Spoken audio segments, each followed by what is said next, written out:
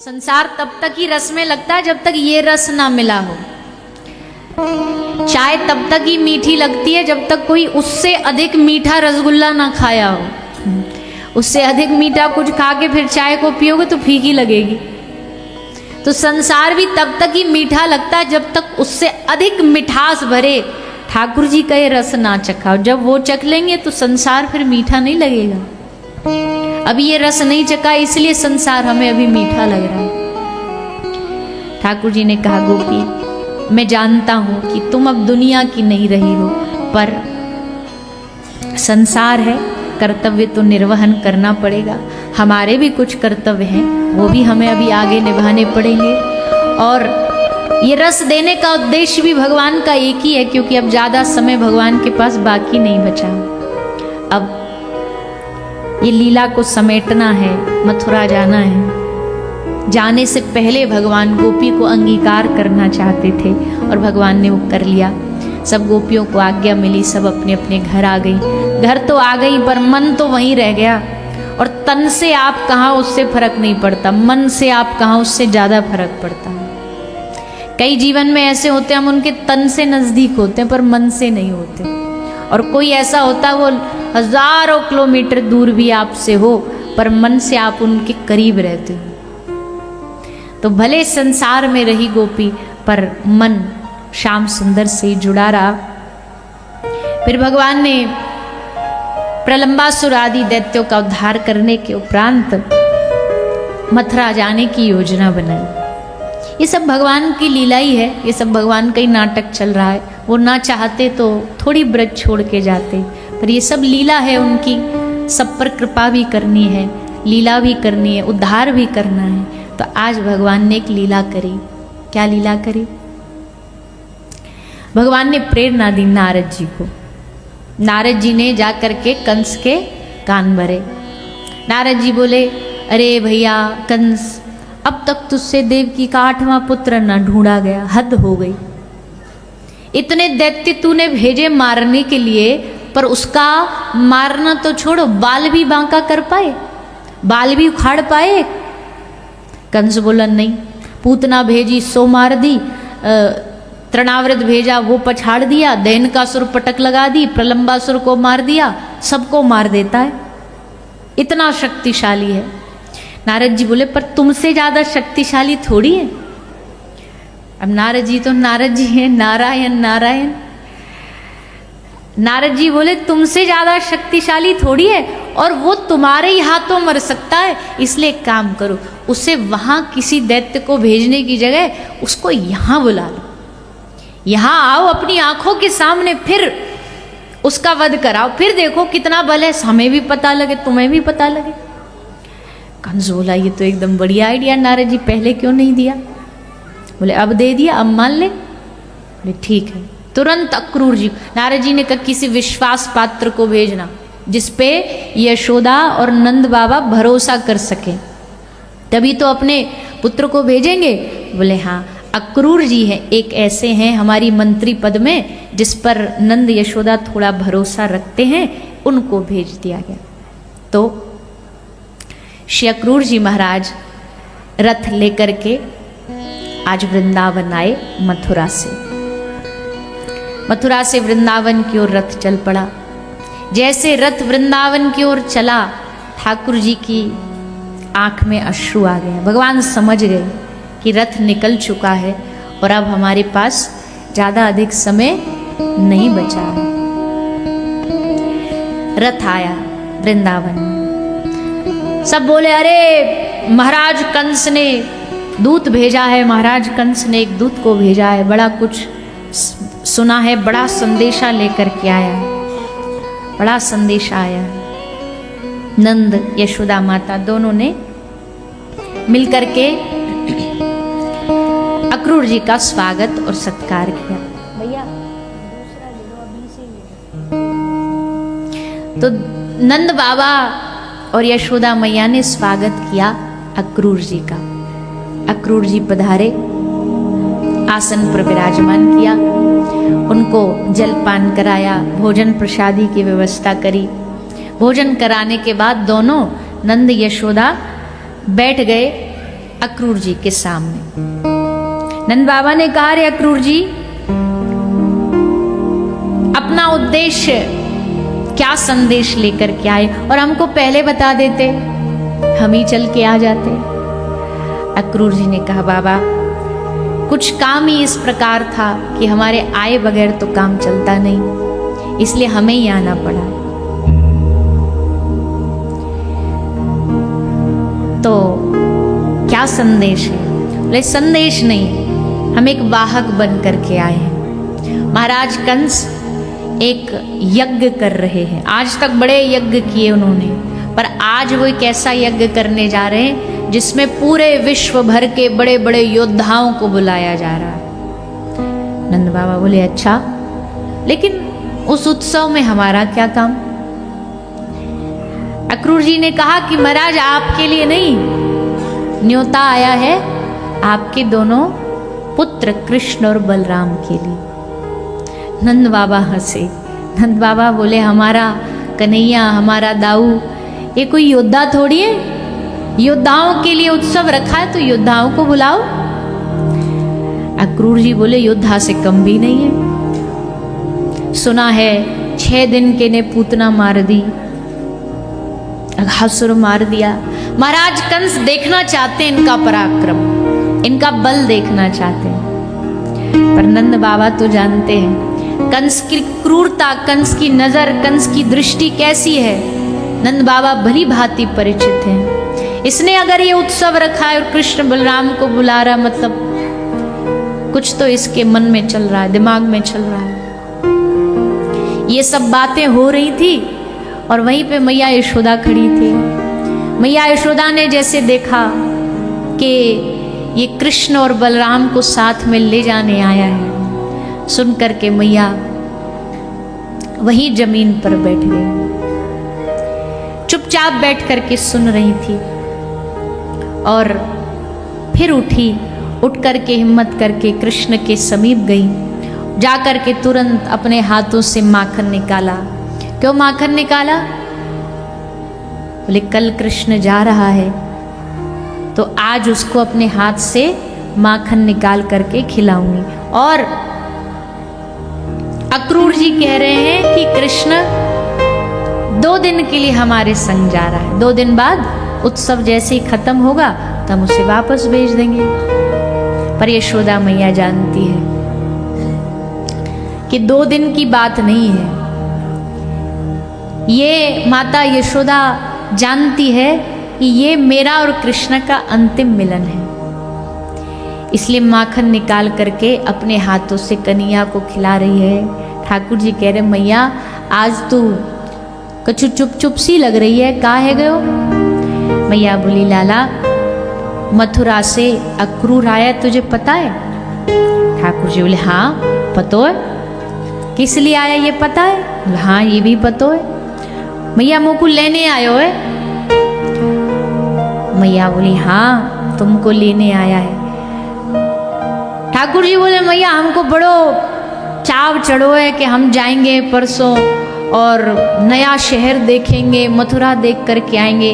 हम तो कभी यहाँ ब्रज से बाहर ही नहीं गए, हमेशा यही ब्रज में पड़े रहे। अब पहली बार ब्रज से बाहर कई शहर में जाके मथुरा को इतना नाम सुनो है, मथुरा जाएंगे, मैया मथुरा देख के आऊंगो। यशोदा मैया बोली, लाला मथुरा देख के तो आ जाएगो, पर तू वापस लौट के आएगो ना? ठाकुर जी बोले, मैया काय को ना आऊंगो? अरे 3 दिन को उत्सव है, 3 दिन को उत्सव करके वापस आ जाऊंगो। पर मैया एक बार मेरी भी इच्छा है, मैंने जाके शहर को नज़ारों भी देख लूं। और मैया तू ही तो कहे कि आगे जाके तो को ब्रज को राजा बनाऊंगी, पूरे ब्रजमंडल को राजा बनाऊंगी। अब ब्रज को राजा का ऐसे ही बन जाऊंगा मैं, मुंह में लखन तो कुछ है नहीं राजा बनने जैसे। अब राजन के बीच में जाऊंगो तो नेका धुनते कछु सीखूंगो राजा बनने के गुण, या ब्रज में रहते रहते तो मुंह में कोई गुण नहीं आए, वह चोरी कर भी आई है। और मैया तू चिंता काय को कर रही, मैं परसों वापस आ जाऊंगी। ठाकुर जी खूब सांत्वना देते हैं यशोदा मैया को, पर ठाकुर जी भी जानते हैं कि ये हमारी सब बातें हैं लीला करने के लिए, तो हमें ये हमारा अंतिम मिलन है ब्रज का। महाराज पूरी रात्रि ब्रज की गैया, ब्रज के पशु, ब्रज के पक्षी सब नंद भवन में आंगन में खड़े हो गए। पूरी रात खड़े रहे बाहर। क्यों? सबका हृदय जानता है कि आज अंतिम रात है। अपने कन्हैया को हम जितना जी भर के निहार सकते निहार लें, उसके बाद फिर देखने मिलेगा कि नहीं मिलेगा। पूरी रात्रि ब्रज की गैया नंद द्वारे पर खड़ी खड़ी अश्रु बहाती रही, ये सोच करके कि कन्हैया चला जाएगा तो फिर हमारा ध्यान कौन रखेगा, हमसे कौन पूछने आएगा। हर दिन सुबह उठते ही उठते पहला नियम हमसे पूछने कन्हैया आते, मैया तू ठीक है? गौ माता का ध्यान, मेरा ध्यान रखते, मेरे बछड़ों का ध्यान रखते। सामने खड़ी होकर के गाय रंभा रही है।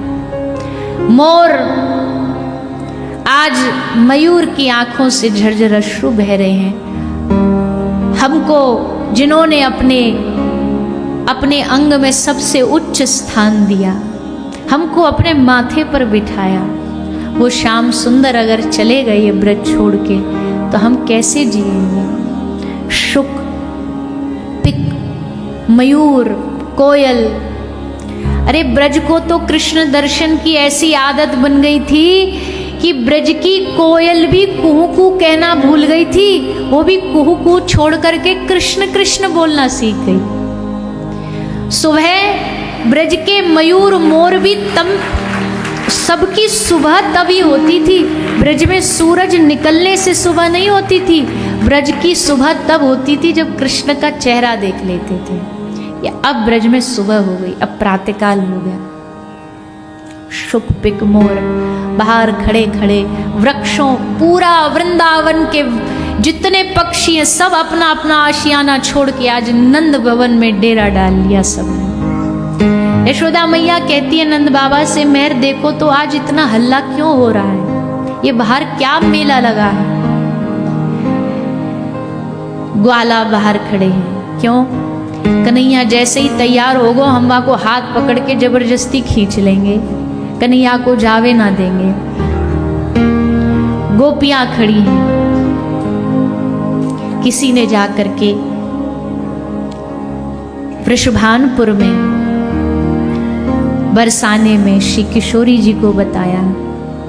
गोपियों की हिम्मत नहीं हो रही श्री राधा रानी को कुछ बोलने की, क्योंकि बाकी सब तो विरह सहन कर सकते हैं, लेकिन एक किशोरी जी जो कोमलांगी हैं, एक क्षण का विरह भी इनके लिए युग के समान, वो प्रियतम से बिछो कैसे स्वीकार करेंगे। फिर भी हिम्मत करके सबने वृंदा देवी को मनाया। वृंदा को कहा तू जाके बता। वृंदा देवी आई, श्री किशोरी जी के सामने आकर के बोली, हे श्यामाजू नंद भवन चलोगी? श्री किशोरी जी बोली, मेरी मति तो बावरी है ही है, पर मुझे लगता है वृंदा तू तो एकदम ही बावरी हो गई। समय देखा है तूने? सूरज ढल गया, आधी रात हो गई है। इस समय क्या मैया बाबा जाने देंगे? और जाने भी देंगे तो यशोदा मैया को क्या बोलेगी? मैया पूछेगी क्यों आई है, तो क्या बताएगी? वृंदा देवी ने कहा नहीं, हम सबका मन कर रहा है कि आज जाएं, जाकर के श्याम सुंदर का दर्शन करके आए। किशोरी जी बोली चलो, तुम सबका मन है और मेरा तो हर समय मन रहता ही है, पर अब तुम्हारा मन है तो तुम्हारे मन में मैं भी अपना मन मिला लेती हूँ। चलो, सबको लेकर के श्री किशोरी जी और सब ब्रज की गोपियां रात्रि को नंद महल पहुंची। पर कैसे पहुंची? देखा रे यहाँ तो सारी भीड़ लगी हुई है, अंबार लगा हुआ है। श्री राधा रानी ने कहा रे सखियों ये क्या है यहाँ पर, ये सब इतनी भीड़ क्यों खड़ी हुई है? कौन है ये लोग, क्यों आए हैं ये लोग? सखियों ने कहा रे श्री जी हम ही थोड़ी प्रेम करते हैं श्याम सुंदर से, बहुत चाहने वाले हैं उनके, सबका मन किया दर्शन का तो आ गए। चलो अंदर चलो। और सब सखियों को लेकर के श्री किशोरी जी भीतर आए। आकर के देखा सबकी आंखों में अश्रु हैं, पर ये सब रो क्यों रहे हैं? दर्शन करने आए हैं पर रुदन क्यों कर रहे हैं? आज तक इस ब्रज में ऐसे किसी को उदास नहीं देखा। हमारा वृंदावन ऐसा उदासी से भरा हुआ थोड़ी है। हमारे वृंदावन में तो हर रोज नृत्य होता है, यहाँ हंसी गूंजती है। आज ये रुदन की चीख क्यों सुनाई दे रही है? वृंदा देवी ने श्री किशोरी जी को कहा आप बैठ जाओ, और बिठा करके उनसे कहा कि हे किशोरी जी, अब समय आ गया है। किस चीज का समय आ गया है? अब समय आ गया है बिछड़ने का, विरह का, वेदना का। अरे किस बात का बिछड़ना वृंदा? तू कौन सी बात कर रही है? कैसी बात कर रही है? लगता है तेरी मति बोर आ गई, बावरी हो गई है तू। वृंदा कहती है हे किशोरी जी, श्याम सुंदर हम सबको छोड़ करके जा रहे हैं। किशोरी जी बोली कैसे? क्या मैं कोई सपना देख रही हूँ? कभी कभी ऐसा सपने में होता है मेरे साथ कि सपना आता है कि श्याम सुंदर से वियोग हो गया, वो हमें छोड़ करके चले गए। लग रहा अभी भी मैं कोई सपना देख रही हूँ। वृंदा देवी ने पकड़ के किशोरी जी के चरणों को पकड़ के कहा ये कोई सपना नहीं है। आज उस स्वप्न की हकीकत हम सबके सामने आई है कि श्याम सुंदर हमें छोड़ करके मथुरा जा रहे हैं। कोई उनसे पूछता है मथुरा क्यों जा रहे हैं, तो कहते हैं कि मेरे कर्तव्य का निर्वहन करने के लिए जा रहा हूं। जैसे किशोरी जी ने सुना और जब यकीन हुआ कि वो वास्तविकता में जा रहे हैं, तो बस सुन के वही मूर्छित होकर के जमीन पर गिर गई। सब सखियों ने किशोरी जी को संभाला, उठाया, जल पिलाया। मूर्छा तब भी दूर नहीं हुई। अंत में श्याम सुंदर के पास गई, कन्हैया को कहा हे श्याम सुंदर, हम सबके बस की बात नहीं है उनको संभालना, तुम जाओ और अपने जीवन की ये जो भी ये लीला है तुम जाकर के समझाओ। तब श्री श्याम सुंदर आए, उनकी खुशबू आई, सुगंध आई, तो आंखें खुली किशोरी जी की। आंखें खुली, देखा आंख खुलते ही श्री श्याम सुंदर उनके चरणों में बैठे हुए हैं। श्री किशोरी जी ने हाथ पकड़ा, रे प्रियतम ये तुम क्या कर रहे हो? तुम्हारा स्थान चरणों में नहीं है, तुमको तो मैं अपने पलकों पर बिठा के रखूं, यहाँ चरणों में क्यों बैठे हो? ठाकुर जी ने कहा हे किशोरी जी, अपराधी चरणों में ही बैठने के लायक होता है। अब भी नहीं समझ पा रही, कैसी बात कर रहे हो श्याम सुंदर? अभी तो आपने रास का रस दिया और अब अपने आप को अपराधी बता रहे हो। कौन सा अपराध, कैसा अपराध? ठाकुर जी ने कहा हे किशोरी जी, मैंने वो अपराध किया है जो कभी क्षम्य नहीं है, जिसको कभी क्षमा नहीं किया जा सकता। इसलिए आज मेरे पास ना तो इस ब्रज के और आपके प्रेम का ऋण उतारने का कोई मोल है, इसलिए मैं हार गया। और हारा हुआ व्यक्ति क्या करता है? हारा हुआ व्यक्ति अपने सर के सम्मान को, अपनी पाग को सामने चरणों में रख देता है। इसलिए आज मैं श्याम सुंदर अपना मोर मुकुट उतार करके आपके चरणों में रख करके क्षमा मांगता हूं। और जाते जाते अपनी सबसे प्राण प्रिय सखी को तुम्हारे हवाले, तुम्हारे हाथों में सौंप करके दे करके जा रहा हूं। बांसुरी निकाली और निकाल करके श्री किशोरी जी के चरणों में रख दी श्याम सुंदर ने। और श्री किशोरी जी से कहा कि हे स्वामी जी, जब कभी आपको मेरा स्मरण हो जाए, विरह वेदना बहुत बढ़ जाए, आप उसको सहन ना कर पाओ, तो बस ये बांसुरी बजाना और मुझे बुला लेना, मैं आ जाऊंगा। जैसे ही किशोरी जी ने सुना तो बड़ी जोर से हंसी और हंस के बोली कि क्या क्या अद्भुत लीला करते हो तुम, और क्या सुंदर मार्ग बताया है कि जब तुम्हें याद आ जाए तो तुम बांसुरी बजा देना और मैं आ जाऊंगा। तो फिर इसका मतलब तो ये है कि ये बांसुरी कभी भी नहीं बजेगी।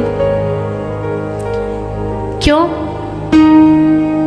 क्योंकि तुम ही अपने शब्दों में कह रहे हो ना कि जब याद आ जाए तो बजा देना। याद तो उसको किया जाता है जिसको कभी भूला जाता हो।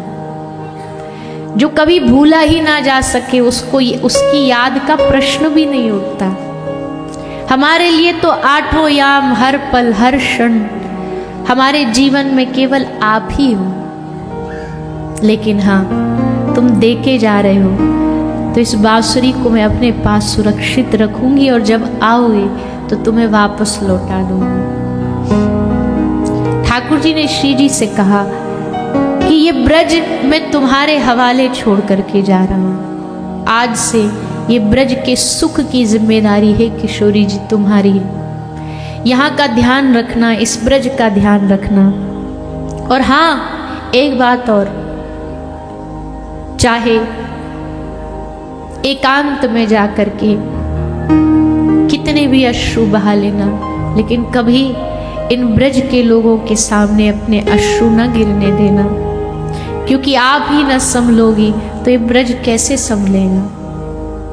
इसलिए आपकी परम परम दायित्व बनता है इस ब्रज को संभालना। श्री जी कहती है, वारे प्रभु, एक तो ये अथाह विरह, ऐसा विरह जो अंदर से तोड़ दे, ऊपर से उसको व्यक्त करने का अवसर भी न देना।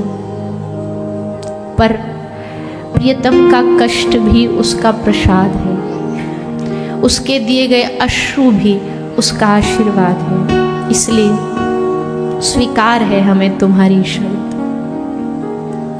सुबह होते होते पूरा वृंदावन निष्प्राण हो गया।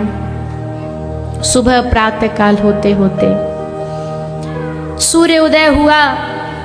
ब्रजवासी यही मांगते रहे पूरी रात्रि सूर्य भगवान से, हे प्रभु तुम उदय मत होना, क्योंकि तुम अगर उदय हो गए तो हमारे जीवन का सूर्यास्त हो जाएगा, हमारे जीवन से कृष्ण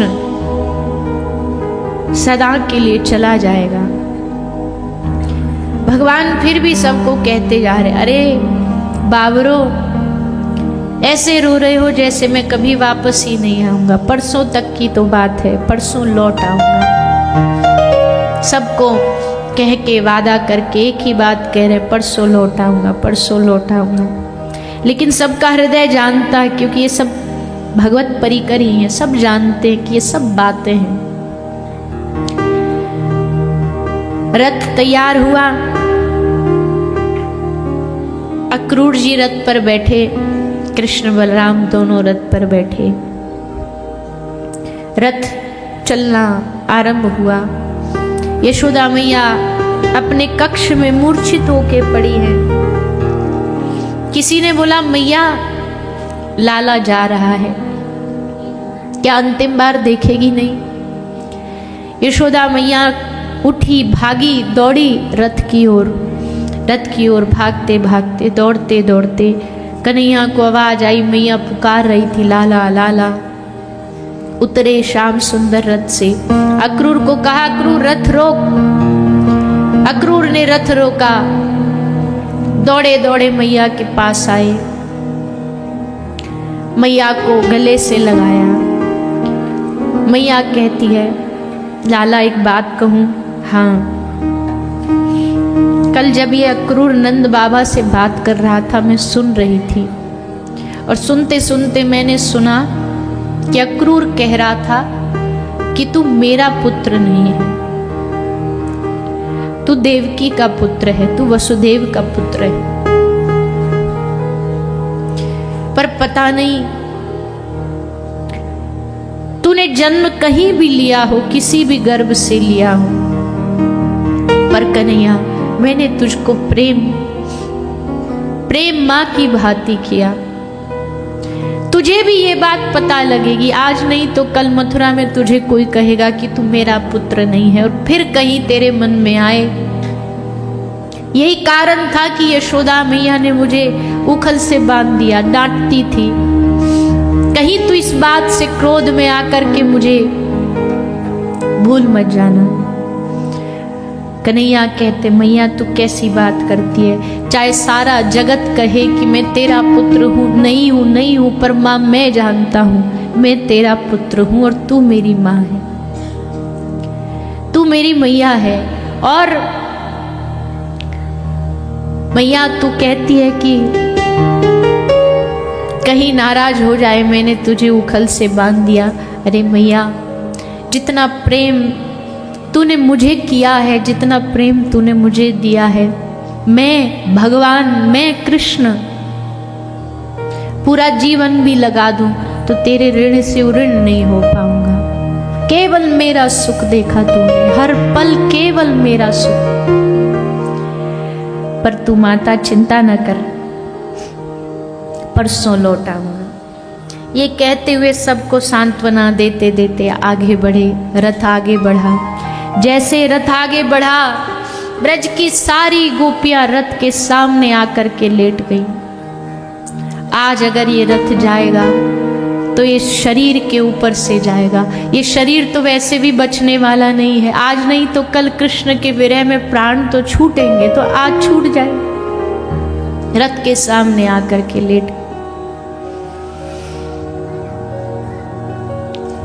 अक्रूर कह रहे हैं रथ से सामने से हट जाओ, सामने से चली जाओ। गोपी कहती है इस ब्रज में बहुत क्रूर आए, बहुत दैत्य आए, पर वो भी हमारे कृष्ण को हमसे दूर न कर पाए। पर तेरा नाम अक्रूर किसने रखा? तू तो बड़ा भारी क्रूर है। तू हमारे कृष्ण को हमसे दूर लेकर के जा रहा है। ठाकुर जी कहते गोपियों को, हे गोपियों, हे गोपांगनाओं, ये अक्रूर की कोई दोष नहीं है, कोई गलती नहीं है। मुझे आगे की लीला करने के लिए ये करना ही पड़ेगा। आगे की लीला बढ़ाने के लिए मुझे जाना ही पड़ेगा। वो मेरा कर्तव्य है, वो मेरा धर्म है। गोपी कहती है ये धर्म हमारा मन चुराने से पहले तुमने क्यों नहीं बताया? रास में ले जाने से पहले हमें क्यों नहीं बताया कि मेरा धर्म है? लेकिन भगवान की इच्छा के आगे किसकी चली है? भगवत इच्छा के सामने किसी की नहीं चली। गोपी खूब रुदन करती है, नहीं रुके ठाकुर जी। चले गए मथुरा की ओर प्रस्थान करते हैं। कुछ लीलाएं भी करी, कुछ कंस का उद्धार किया, कंस को मारा, लेकिन ब्रज का इंतजार तब भी खत्म नहीं हुआ। ब्रज की प्रतीक्षा तब भी खत्म नहीं हुई। ब्रज बस इसी इंतजार में रहा। जब सूचना आई कंस मारा गया तो सबको लगा अब कन्हैया वापस लौट आएगा, अब हमारे श्याम सुंदर लौट आएंगे। लौट करके आए, लेकिन कृष्ण नहीं आए। अब जब कृष्ण को भी ब्रज का स्मरण, ब्रज की याद खूब बढ़ी, तो ब्रज भेज दिया एक दूत को। दूत का नाम है उद्धव। उद्धव को ब्रज भेज दिया कि उद्धव जी, हमारा ब्रज हमारे बगैर मर रहा होगा, सब लोग तड़प रहे होंगे, कोई तो जाकर के अग्नि में थोड़ा जल डाल दे। इसलिए उद्धव को भेजा। पर ठाकुर जी ये नहीं जानते उद्धव का मिलना गोपियों के लिए अग्नि में जल का काम नहीं करेगा, अग्नि में घी का काम करेगा।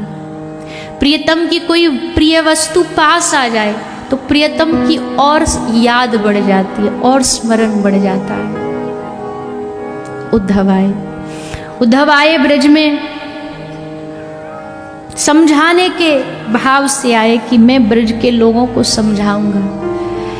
मैं ब्रज को ज्ञान दूंगा, मैं गोपियों को ज्ञान दूंगा। पर उद्धव नहीं जानते जिस ज्ञान को उद्धव पढ़ करके गुमान कर रहे हैं वो ज्ञान तो गोपियों के चरणों में है, गोपियों की चरण धूल में है। उद्धव आए, ब्रज में आकर के नंद और यशोदा से मिले। यशोदा मैया, नंद बाबा दोनों कृष्ण के जाने के बाद क्या करते थे? दोनों बैठ करके एक दूसरे को कथा सुनाते थे। कथा किसकी सुनाते थे? नंद बाबा कभी वक्ता बन जाते, यशोदा मैया श्रोता बन जाती और फिर कथा सुनाते हैं। अरे यशोदा तुझे याद है एक दिन कन्हैया ने ऐसा किया? यशोदा मैया कहती अरे हाँ आपको याद है उस दिन गोपाष्टमी के दिन कन्हैया मचल गया कि मैया मैं तो आज ही गैया चराने जाऊंगा। बैठे बैठे बस दोनों चर्चा करते। उद्धव जी ने पूछा नंद बाबा से कि बाबा आप या ब्रज के ग्वाल बाल आप सब क्या काम धंधा करते हो, क्या काम है आपका? नंद बाबा ने कहा उद्धव स्मरताम कृष्ण वीर्यानी, हमारा एक ही काम है, हम बस बैठ कर के कृष्ण को याद करते हैं, यही काम है हमारा, और कोई कर्म नहीं है, कोई धर्म नहीं है, कोई हमारे पास साधन नहीं, बस हम बैठ के कृष्ण को याद करते हैं। फिर गए उद्धव जी गोपियों के पास। यमुना का तट है, यमुना के तट पर सारी गोपियां झुंड लगा करके बैठी हैं। उद्धव को देखा, एक गोपी बोली ये कृष्ण जैसा स्वरूप बना के कौन आ रहा है? उद्धव ने कहा मैं कृष्ण का मित्र हूं, मैं कृष्ण का सखा हूं। गोपियों ने व्यंग लिया, अच्छा तो कृष्ण को याद है हम अभी तक, उसे पता है अभी तक कि कोई है ब्रज में उनकी गोपियां, और आज याद भी आई तो खुद नहीं आया, अपना दूत भेज दिया, अपना सखा भेज दिया। पर चलो कोई तो आया, कोई तो भेजा, इसका मतलब है कि कृष्ण अभी हमें भूले नहीं है। इस बात से खुश होकर के गोपियां नाचने लगी, प्रसन्न हो गई। उद्धव जी ने कहा रे गोपी भूलने का तो कोई प्रश्न ही नहीं है उठता, बल्कि क्या बताऊं मैं तुम्हें, जब तुम्हारा ब्रज का नाम आता है, वृंदावन का नाम आता है, गोपियों का नाम आता है, राधा रानी का नाम आता है, तो उनकी आंखों से झरझर आंसू बहने लगते हैं। गोपी ने जैसे सुना, उद्धव जी बढ़ा चढ़ा के बता रहे कि भगवान एक पल भी तुम्हारे बिना रोते हैं, उनकी आंखें भीगी रहती हैं, बड़े बेचैन रहते हैं तुम सबके बिना। जैसे उद्धव जी बोलते जा रहे हैं, श्री राधा रानी और सब गोपी बोली बस बस अब बंद कर दे। उद्धव तुझे क्या लग रहा है, तू हमें बताता जाएगा कि कृष्ण सुखी नहीं है, कृष्ण रो रहा है, कृष्ण परेशान है, तो क्या तुझे लगता है इससे हम खुश हो जाएंगी? क्या तुझे लगता है हमारा ऐसा प्रेम है कि हमको खुश आनंद आ जाएगा कि हाँ हमारे साथ साथ वो भी रो रहा है? ना ना उद्धव, अगर तू ये कहेगा ना कि नहीं कृष्ण बहुत सुखी है, कृष्ण खुश रहता, हंसता रहता है, तब हमें सुख मिलेगा उद्धव, तब हमें लगेगा हम प्रियतम के कम से कम सुख की भागी तो बन पाई। उद्धव तू प्रेम को समझ नहीं पाया। प्रेम का मतलब प्रियतम को दुख देना नहीं है, प्रेम का मतलब है उनके सुख में सुखी हो जाना। तभी अब बावरापन देखो गोपियों का, पागलपन देखो। एक गोपी रो रही है, दूसरी गोपी बोली अरे तू काय को रो रही है? बोली कृष्ण चले गए इसलिए रो रही हूं। चले गए? वो देखना सामने तो खड़े। अरे बाबरी कहती है कृष्ण ब्रज छोड़ करके चले गए, ऐसा हो सकता है कि कन्हैया ब्रज छोड़ करके जाए? अरे उद्धव बताना इसको, देख वो सामने श्याम सुंदर खड़े खड़े बांसुरी बजा रहे हैं। अब उद्धव देख रहा है कौन सी बांसुरी, कौन से श्याम सुंदर है, कोई नहीं है सामने। गोपी कहती है अरे लगता है तेरी आंखों की रोशनी चली गई है, तो तुझे इतना सामने खड़ा हुआ प्रीतम नहीं दिखाई दे रहा। अरे बावरी देख ध्यान से, प्रेम भरे नेत्रों से देख तो तुझे श्याम सुंदर दिखाई देंगे। दूसरी सखी बोली हाँ मुझे भी दिख रहे हैं।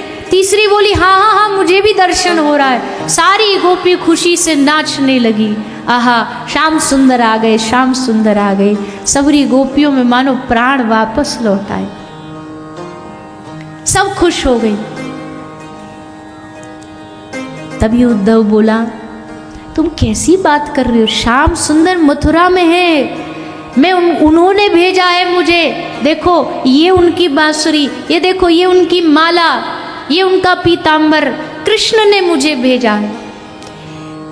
जैसे देखा फिर एकदम से याद आया, छोड़ करके चले गए प्रीतम। कैसे अब ये प्राण टिकेंगे, हर पल हर क्षण बारिश की बूंदें गिरती हैं तो गोपी को कृष्ण याद आता है। कोयल मोर जब कुहू कुहू कहते हैं, पपीहा जब अपनी आवाज निकालता है तो ठाकुर जी का स्मरण होता है। कमल के पुष्पों को देख करके गोपी को कमल नयन श्री ठाकुर जी का स्मरण होता है। और हर पल, एक पल में भूल जाती है कि वो चले गए, हर पल याद रहता है कि वो यही है, फिर याद आता है अगले पल में ना वो चले गए, फिर रुदन करते ठाकुर जी से प्रार्थना करती हैं।